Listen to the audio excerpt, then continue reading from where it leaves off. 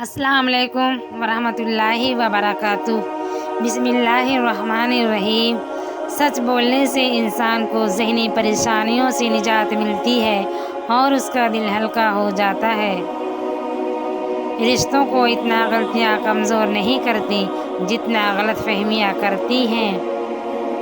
خاموش رہو، صرف خدا ہی ہے جو تمہارے دل کا بوجھ اتار دے گا۔ بہترین دنوں کے لیے برے دنوں سے لڑنا پڑتا ہے۔ خوش اخلاقی ایک ایسی خوشبو ہے جو میلوں دور سے محسوس کی جا سکتی ہے۔ جب کسی کام کا ارادہ کر لو تو پھر اللہ پر بھروسہ کرو۔